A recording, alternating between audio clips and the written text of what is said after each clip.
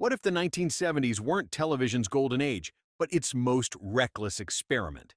For every show that became a classic, dozens arrived with famous names, network confidence, and primetime slots, only to vanish almost instantly. Some failed loudly, others disappeared so fast they barely left a footprint. Today, thanks to preserved footage online, we can finally revisit these forgotten disasters and near misses. And one of them came closer to disappearing forever than almost any show in television history. Number 15. Turn On, 1970. This show did not simply fail, it barely had time to exist. Turn On premiered in 1970 as a radical experiment in television comedy. Instead of traditional sketches, it relied on rapid-fire edits, flashing electronic graphics, durian jokes delivered at a relentless pace. ABC believed it was launching the next evolution of humor. What audiences saw felt more like a malfunctioning television than a comedy show. There was no setup, no breathing room, and no familiar rhythm. Punchlines arrived before viewers could process what they were watching. Confusion turned into irritation almost immediately. One ABC affiliate famously pulled the show off the air midway through its first episode after phone lines were flooded with live complaints demanding it be stopped. Critics were baffled. Viewers felt attacked rather than entertained. Executives panicked. Turn On was canceled after a single episode, making it one of the fastest failures in television history. Ironically, because it aired so briefly, the episode survived intact and is now easy to find online. Today, the show feels oddly prophetic, anticipating fast-cut media culture decades too early. But in 1970, innovation without familiarity felt hostile. Audiences weren't refusing progress, they were refusing confusion. Number 14. Search, 1972. Search arrived with ambition and a budget to match. Premiering in 1972, the series was sold as a futuristic drama about elite operatives using advanced technology to track people across the globe. NBC positioned it as intelligent, cutting-edge television. On paper, it sounded thrilling. On screen, it felt distant. The show leaned heavily on gadgets, surveillance systems, and technical explanations. Characters often felt secondary to the equipment they used. Instead of tension, episodes focused on process. Instead of emotion, they offered instruction. And audiences struggled to connect. The technology felt cold and unfamiliar. The pacing slowed under the weight of explanation. Viewers weren't excited by the future. They felt locked out of it. Ratings dropped quickly. Time slot changes did nothing. Despite strong production values, Search was canceled after a single season. What makes Search fascinating today is how watchable it has become in hindsight. Episodes are widely available online, and modern viewers recognize its ideas immediately. Surveillance culture, digital tracking, and technological anxiety are now everyday realities. Search didn't fail because it lacked vision. It failed because it asked audiences to accept a future they weren't ready to understand. In the 1970s, patience for that kind of leap was extremely limited. But number 13, The Chicago Teddy Bears, 1971. This was supposed to be edgy comedy. What it became was deeply uncomfortable television. The Chicago Teddy Bears followed a group of rough, small-time characters operating out of a rundown bar. CBS believed audiences were ready for sharper, more abrasive humor. Instead, viewers found characters they didn't like and jokes that rarely landed. From the first episode, criticism was harsh. The humor felt loud without being clever. Scenes dragged. Characters lacked charm or warmth. What was meant to feel bold came across as exhausting. Ratings collapsed almost immediately. CBS pulled the show after only a handful of episodes. Unlike other short-lived sitcoms, it inspired no nostalgia, no cult following, and no serious reevaluation. Today, not only partial episodes and clips circulate online, just enough to show why it failed. The problem wasn't risk, it was tone. The show mistook aggression for edge and noise for confidence. Comedy requires rhythm, likability, and timing. Without those, even strong network backing can't save a series. The Chicago Teddy Bears didn't push boundaries. It tripped over them and vanished. Number 12. Nichols, 1971. Nichols looked like a safe bet, a Western, a respected lead, a genre television had relied on for decades. But Nichols wasn't interested in gunfights or familiar frontier rhythms. Instead, it focused on morality, quiet moments, and reflective storytelling. That shift caught audiences off guard. By the early 1970s, viewers were already drifting away from westerns. Nichols arrived just as the genre's grip was loosening. Those expecting action felt disappointed.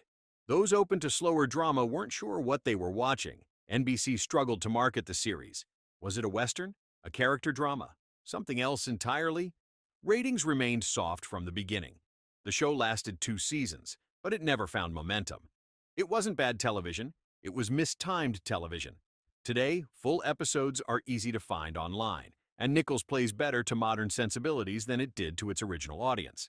Its quiet tone feels intentional rather than dull. Sometimes quality isn't enough.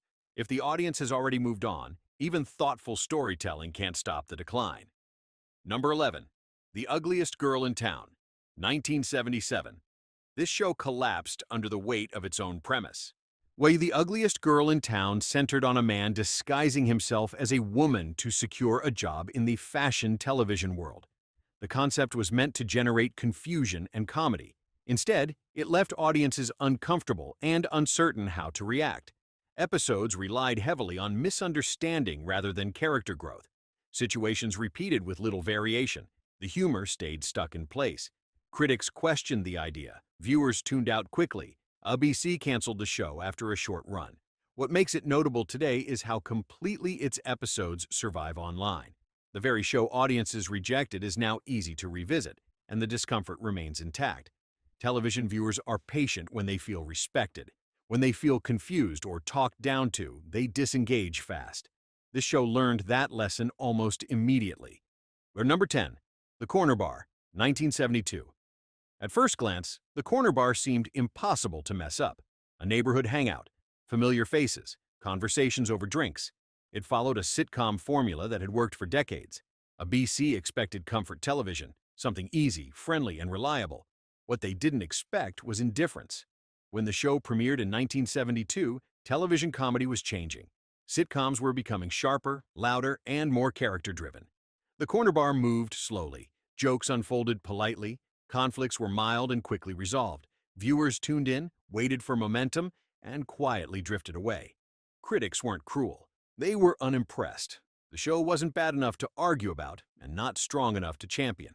Episodes blended together. Characters never quite stood out. The bar itself never became a place audiences wanted to revisit.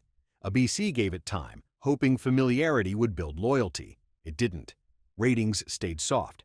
The show ended without drama or scandal. Today, episodes are still easy to find online, preserved largely because nothing controversial surrounded them. And watching now makes the problem clear. The Corner Bar wasn't rejected for what it was rejected for what it wasn't. In television, being forgettable can be more fatal than being disliked. Number 9. Bridget Loves Bernie, 1972. This show didn't fail because audiences ignored it. It failed because too many people noticed. Bridget Loves Bernie centered on a young married couple navigating family differences. The tone was warm. The writing was gentle. Ratings were strong from the start. By normal television standards, the show was a success. But almost immediately, backlash arrived. Complaints poured in. Organized campaigns targeted CBS. Letters flooded network offices. The controversy grew louder than the laughter. The show became a cultural flashpoint instead of a sitcom. CBS faced a difficult choice: defend a hit or avoid ongoing public pressure. They chose safety. Despite solid viewership and positive reviews, Bridget Loves Bernie was canceled after a single season. It became one of the rare cases where audience discomfort outweighed ratings performance. Today, the full season is widely available online, largely because its cancellation made it historically significant. Watching now, the show feels restrained and surprisingly mild, but context matters. This wasn't rejection because of quality. It was rejection because of timing. The show arrived before enough viewers were ready to accept what it represented. Television doesn't exist in a vacuum. When discomfort overwhelms curiosity, networks listen. Number 8. Rollout, 1973. Rollout was built around a careful idea, and caution became its biggest weakness. The show attempted to blend comedy with a structured, restrained tone. CBS promoted it carefully, aware that audiences might hesitate. And hesitate they did.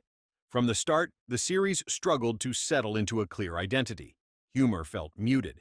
Characters felt underdeveloped. Episodes seemed unsure whether to lean into comedy or pull back into restraint. Viewers sensed the uncertainty. Ratings never gained traction. The show wasn't offensive. It wasn't shocking. It simply failed to engage. Younger critics acknowledged the effort, but questioned the execution. The stories felt limited. The pacing felt flat. Before the show could evolve, it was canceled. Today, episodes are easy to find online, and watching them reveals the same problem audiences noticed then. Rollout wasn't rejected in outrage. It faded through indecision. Tone matters as much as concept. When a show doesn't know what it wants to be, viewers won't commit to discovering it. Rollout didn't collapse under controversy or failure. It disappeared under hesitation. And television rarely gives second chances to shows that ask audiences to wait.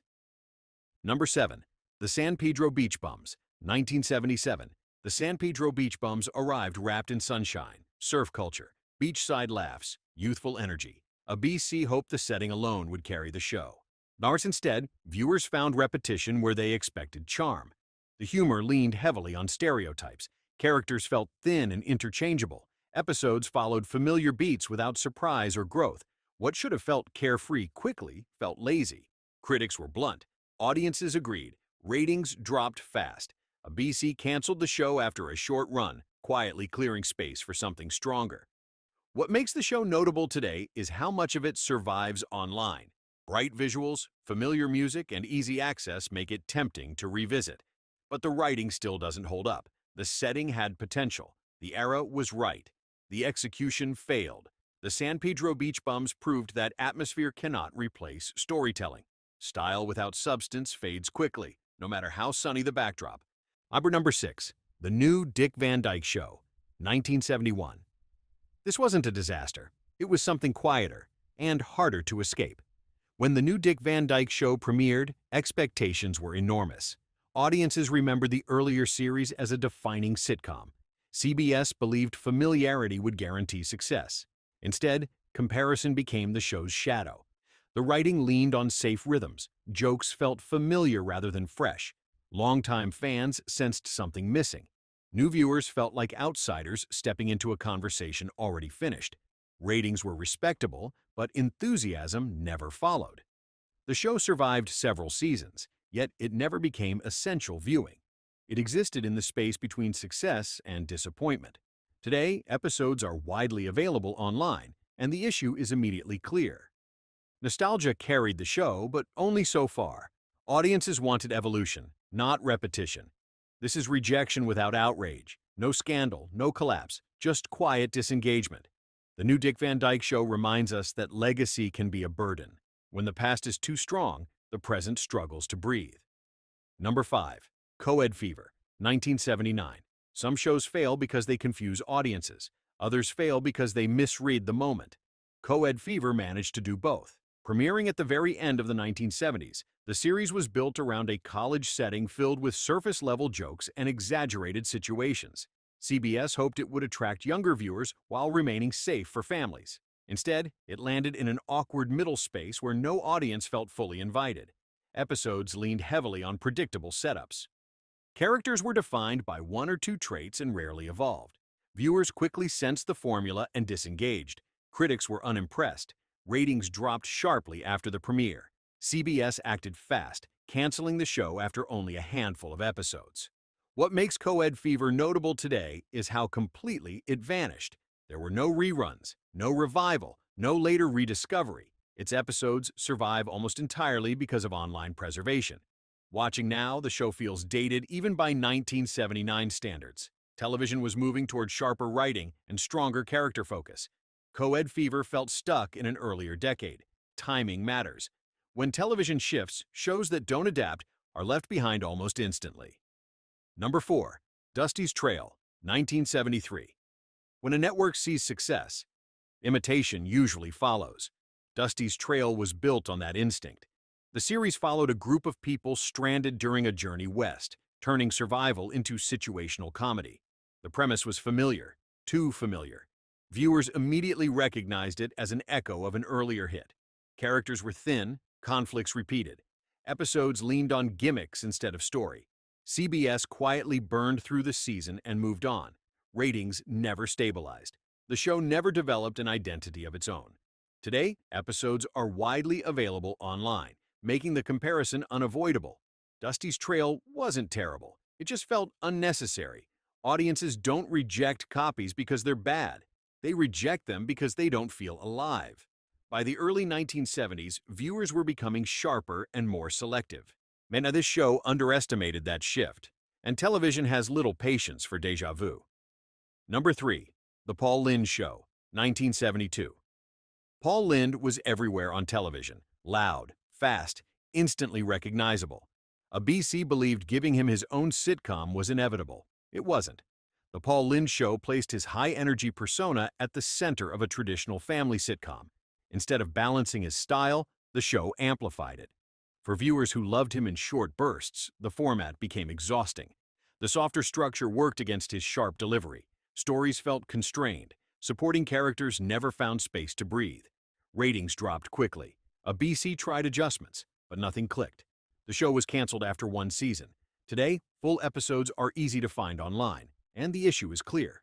But Lynde wasn't the problem. The format was. Not every performer thrives as the lead. Sometimes the magic comes from contrast, not control. This wasn't a disgrace. It was a miscalculation, and television is full of those. Number 2. The Brady Brides, 70s concept. Before it ever aired, this idea already felt tired. The Brady Brides attempted to extend a familiar universe by aging its characters forward. A BC hoped nostalgia would do the heavy lifting. Instead, audiences sensed exhaustion. The charm of the original series came from its simplicity. This version complicated everything. Storylines leaned heavily on callbacks rather than discovery. New viewers felt excluded. Longtime fans felt disconnected. When the show finally appeared, reactions were muted.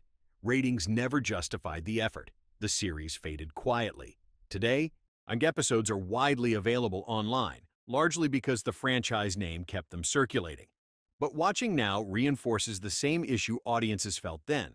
This wasn't rejection through outrage, it was rejection through fatigue. Revisiting the past only works when there is something new to say. Without that, nostalgia turns into noise. Number 1. The Gong Show, 1976. This is the twist. When The Gong Show first appeared, NBC had almost no confidence in it. Executives expected embarrassment. Affiliates hesitated.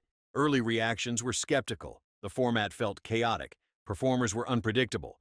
The host leaned into absurdity instead of polish. Ratings wobbled. Cancellation loomed. Then something unexpected happened. Audiences stopped treating it like normal television. They embraced the mess. None of the chaos became the appeal. The unpredictability turned into entertainment. What began as a rejected oddity became a cultural phenomenon. The very elements networks feared became its greatest strength. Today, extensive footage is easy to find online, preserving not just the show but its transformation. Rejection didn't kill it, it reshaped it. The Gong Show proves that failure isn't always final. Sometimes it's just the first reaction to something unfamiliar. History remembers it as a hit, but in the beginning nobody wanted it. The 1970s weren't just a decade of television hits. They were a testing ground, filled with risk, rejection, and ideas that never found their moment. Some of these shows collapsed instantly, others faded quietly, and a few survived long enough to be rediscovered. Which one surprised you most? Drop it in the comments, subscribe for more forgotten TV history, and keep the channel surfing alive.